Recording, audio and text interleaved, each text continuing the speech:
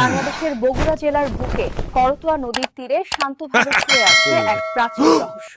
বিস্তারিত থাকছে ডেস্ক রিপোর্টে। মহাস্থানগড়, যার মাটির নিচে চাপা পড়ে আছে এক হারানো নগরীর বিস্ময়কর ইতিহাস।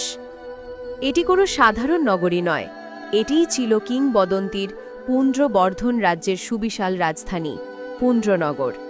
কিন্তু কিভাবে প্রায় ২৫০০ বছর আগে গড়ে ওঠা এই নগরী সময়ের অতলে হারিয়ে গিয়েছিল, আর কিভাবেই বা আমরা এর অস্তিত্ব খুঁজে পেলাম, আজ আমরা সেই গল্পই উন্মোচন করতে চলেছি। ঊনবিংশ শতকে ব্রিটিশ প্রত্নতত্ত্ববিদরা এই বিশাল ধ্বংসস্তূপকে প্রথম চিহ্নিত করেন, কিন্তু এর আসল পরিচয় উন্মোচিত হয় ১৯৩১ সালে, যখন এখান থেকে উদ্ধার করা হয় এক টুকরো চুনাপাথর।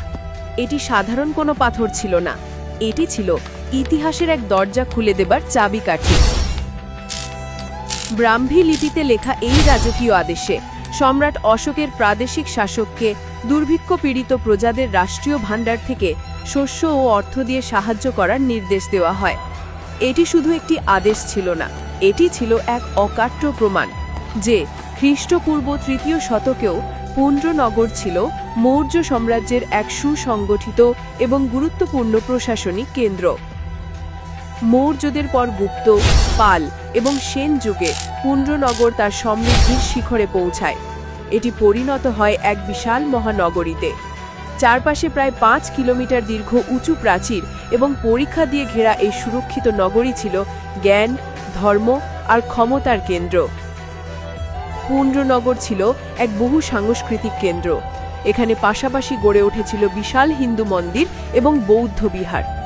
চীন সহ বিশ্বের নানা প্রান্ত থেকে জ্ঞান পিপাসু ভিক্ষু ও পর্যটকরা এখানে আসতেন। এখানকার শিল্পীরা পোড়া মাটির ফলকে ফুটিয়ে তুলতেন তৎকালীন সমাজ ও সংস্কৃতির প্রতিচ্ছবি। নগরীর পাশ দিয়ে বয়ে চলা করতোয়া নদী ছিল এর প্রাণ। এই নদী পথেই ভারতের বিভিন্ন অঞ্চল এবং সমুদ্র পথে বিদেশের সাথে চলত জমজমাট বাণিজ্য। উন্নত মানের সুতি কাপড়, চাল ও মূল্যবান পাথর ছিল এখানকার প্রধান বাণিজ্যিক পণ্য। তবে পুন্ড্রনগর শুধু রাজা বা বণিকদের শহর ছিল না, এর প্রাচীরের ভেতরে ও বাইরে বাস করত হাজার হাজার সাধারণ মানুষ, কৃষক, ঝেলে, তাঁতি, কুমোর। তাদের দৈনন্দিন জীবনের কোলাহলেই মুখরিত থাকত এই মহানগরী।